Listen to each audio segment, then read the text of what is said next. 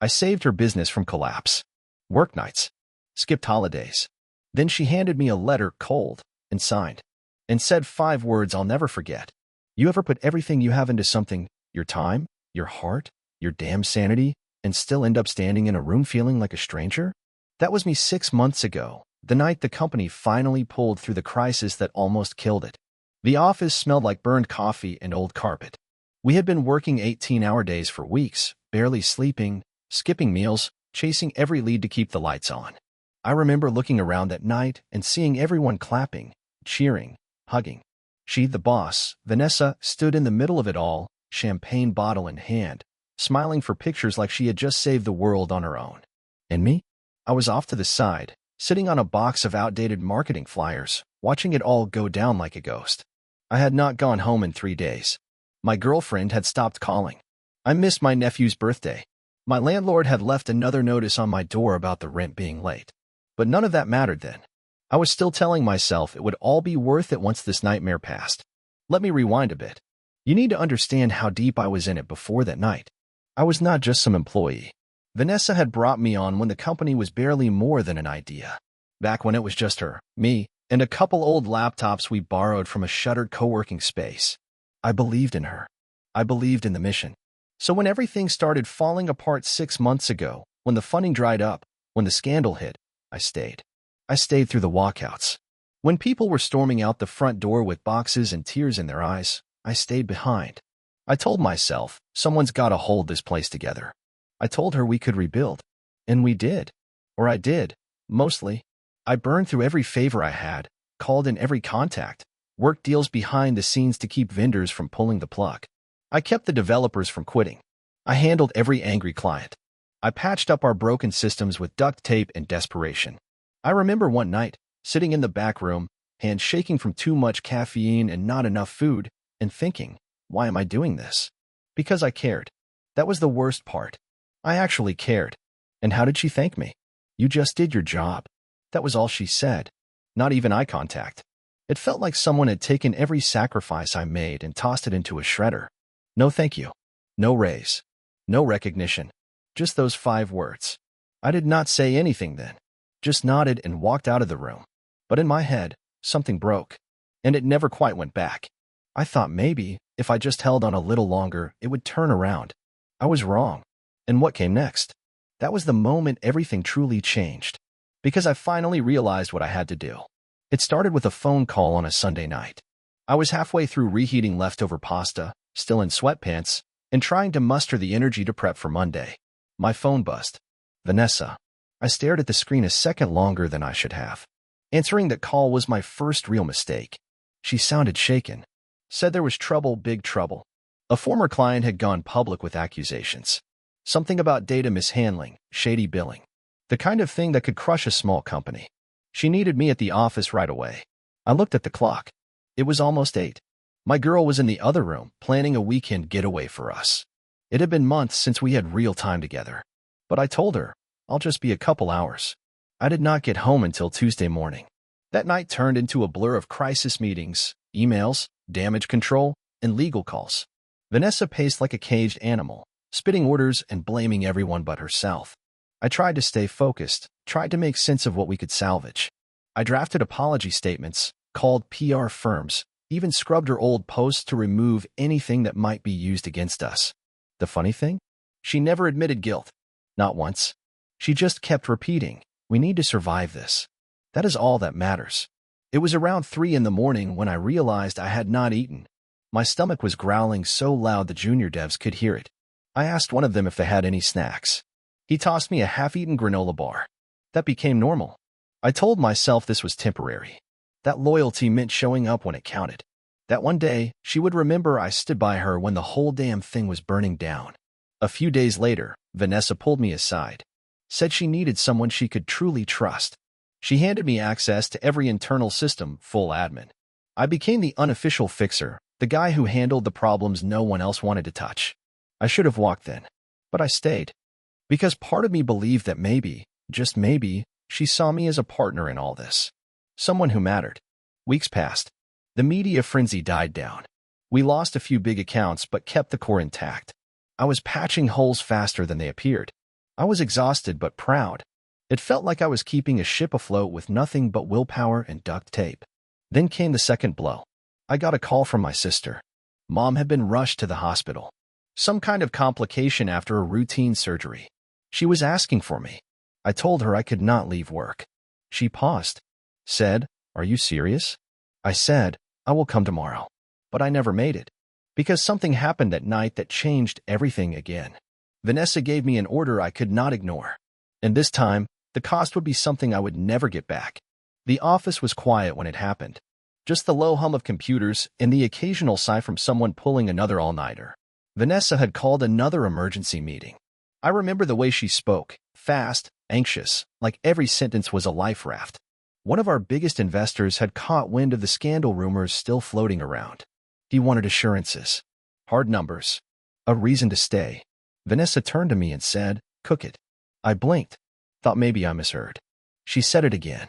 "Adjust the numbers. Make it look like retention is stable. That client churn is down. He needs confidence, not excuses." I felt my throat tighten. I had always played it straight. I covered for her, protected the company. But lying? On the books? I said, "There's a line, Vanessa." She looked me dead in the eye and said, "Then cross it." The thing is, I did. I sat down, pulled up the spreadsheets, and started tweaking. Just enough to calm the investor. Enough to buy us a few weeks. My hands were shaking. I kept telling myself this was survival. That it was just numbers. That we would fix it later. But later never came. When I got home that night, the apartment was dark. My girlfriend was gone. A note on the kitchen table said she had gone to be with her mom for the weekend. I checked my phone. 6 missed calls from my sister. I called her back, finally, my voice already braced for bad news. Too late. Mom was gone. She had passed away that morning. Peacefully, they said. In her sleep. And I had not been there. Had not even picked up the damn phone. I dropped to the floor right there in my kitchen, next to the unopened mail and dirty dishes. My chest hurt in a way that no sleep, no food, no amount of caffeine could dull. That was the moment it truly hit me. I had sacrificed more than time. I had given up pieces of myself. And for what? For a woman who, even then, was still sending me emails about an investor dinner the next day. No condolences. No message. No pause. Just the next task on her list. I should have quit. I should have burned it all down. But I told myself, finish this. Just see it through. Then walk. I did not know it yet, but that decision to keep going was the last straw holding my soul together. Because what came next? That was when the people I had worked so hard to protect came for me instead. There was a guy named Brent on the team. Been there almost as long as I had. We were not best friends, but close enough to vent during smoke breaks and grab coffee after late shifts. He knew the weight I carried, saw how deep I was in the trenches, running on fumes and guilt. He was also the one Vanessa called her second brain. Her words, not mine. One night, I caught him lingering by my desk while I was in the server room. He said he had been looking for a cable. Something in his voice felt off, too casual. I brushed it off at first. But a few days later, things started going missing: old files, draft reports, versions of documents only I had access to. Then came the call from HR. They said someone had anonymously reported misconduct. Accusations that I had manipulated internal data, overstepped my clearance, even sabotaged a pitch deck to mislead investors. I sat there, staring at the report in disbelief. Every item in that folder? Things Vanessa had told me to do. Every error listed? Something I had done under her direct instruction. And Brent? He was listed as the witness. I confronted him after the meeting. No yelling. Just a simple question. Why? He shrugged. Said, "It is not personal." She needed a scapegoat. You were the easiest target. I could not even respond. The words did not form. That same afternoon, Vanessa sent me a short message. Take a week. Clear your head. Let things settle. As if I was some intern who needed a break. As if I had not just saved her entire operation from collapse. As if I had not already lost more than I had left to give. That week, I barely left my bed. I reread old emails. Scrolled through texts from my mom I had left unanswered. Looked at pictures from better times and felt like I was staring at a stranger's life. Then, out of nowhere, Brent called me.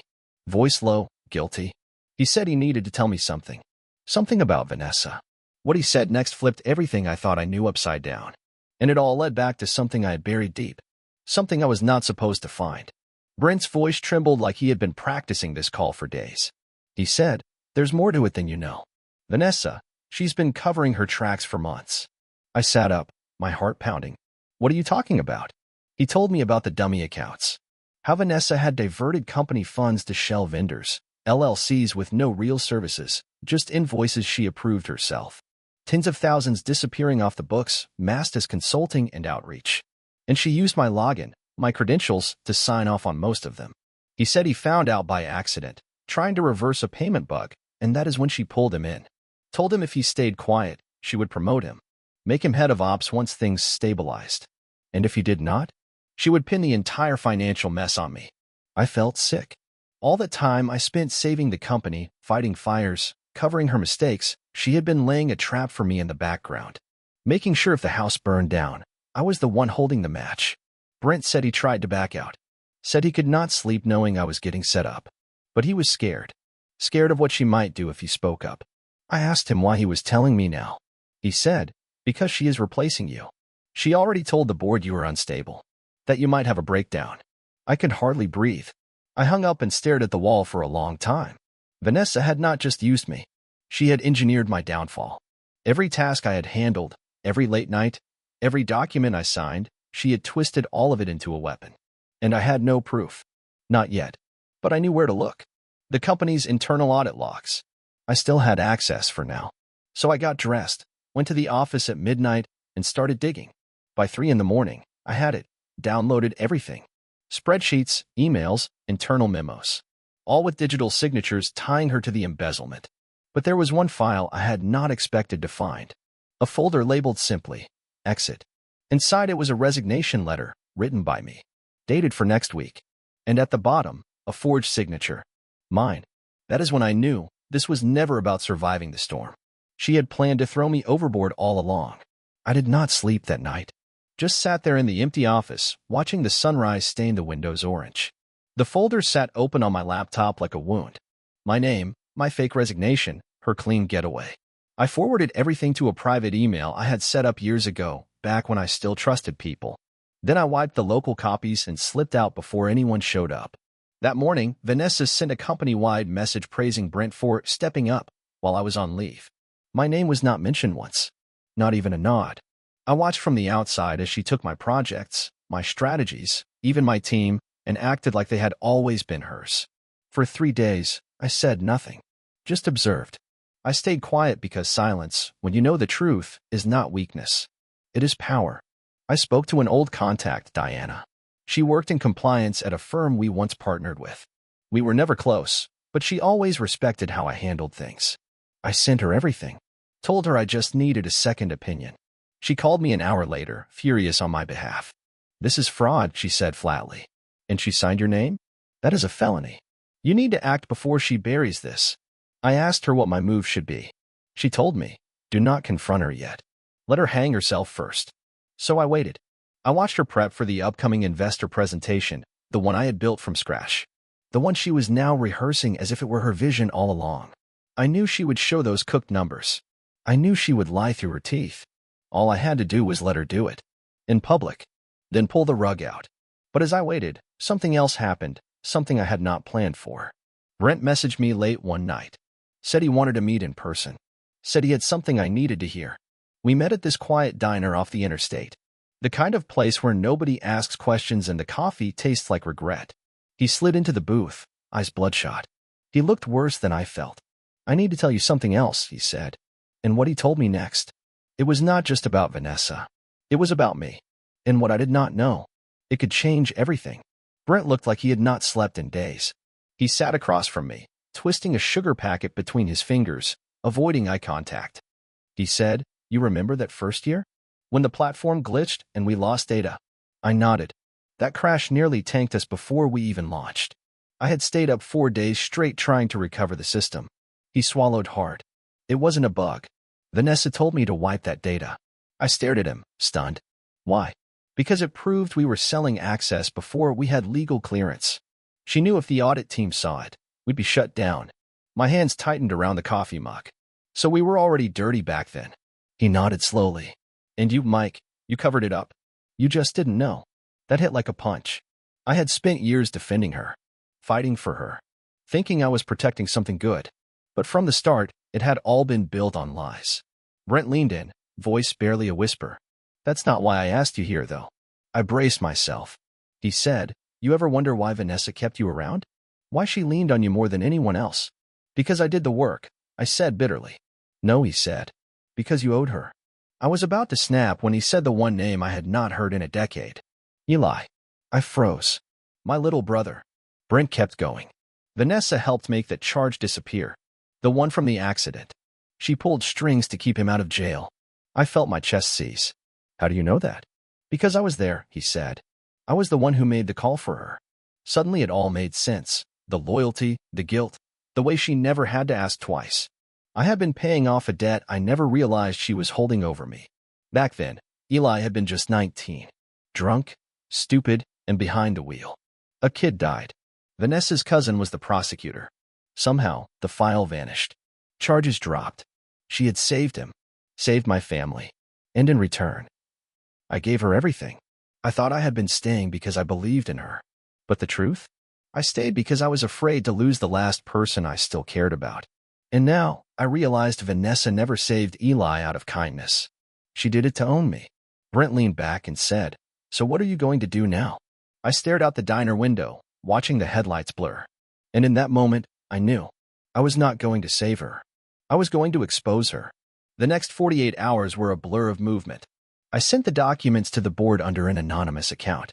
I gave them everything: emails, audit logs, account transfers. I knew some of them would ignore it. Vanessa had deep roots. But all I needed was one who still had a spine. I also forwarded the same package to a journalist I trusted. Someone I had met during the peak of the scandal. She had asked good questions back then, the kind that dig. I figured she would know what to do with the truth. Meanwhile, I went back to the office one last time. Not to speak. To watch. Vanessa stood in front of the conference room screen, presenting numbers I knew were fake, forecast written in fiction. The investors nodded along. Brent stood near the back, arms crossed, jaw tight. I stayed just outside the glass wall, watching her lie like she was born for it. But halfway through her pitch, one of the board members got a phone call. He stepped out, glanced toward me, and then looked back at the screen like it was ticking. 5 minutes later, everything changed. Phones started buzzing. Heads turned. The mood shifted. One of the partners stood and asked her to pause. Vanessa faltered. That never happened. She tried to laugh it off. Then she saw me. Our eyes locked. And for the first time, I saw it, real fear. She knew. It was over. I walked away before the shouting started. I did not need to see her spin it. I had already lived that show too many times. Outside, I stood on the curb, watching the wind whip through the empty plaza. The air felt sharp, clean, like something heavy had finally lifted. But then my phone buzzed again. It was a text from Brent. Just 4 words. She dragged you in. And right below it, a screenshot. The board had the forged resignation letter. And they were saying it might be real. They were calling it self-admission. Trying to pin everything on me after all. Vanessa might be going down, but she was not going alone. I stood frozen on the sidewalk, staring at Brent's message. The board was buying her story. She had flipped the script, claimed I had gone rogue during the crisis, that I had fabricated data to cover my own failures, that she had tried to protect me out of loyalty. My forged resignation letter? According to her, it was a sign of remorse. She was twisting the blade on the way down. I called Brent. He picked up on the first ring. They're framing you, he said. She sold it like you panicked under pressure. Said you were emotionally unstable, grieving your mother, overwhelmed by guilt.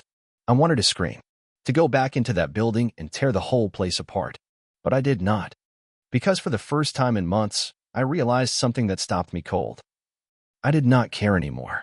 Not about clearing my name with them. Not about fighting for a seat at her crooked table. I had given too much already. My family. My peace. My dignity. She could keep the scraps. Brent asked if I wanted him to step up, to tell the board the truth. I told him no. It is not worth it, I said.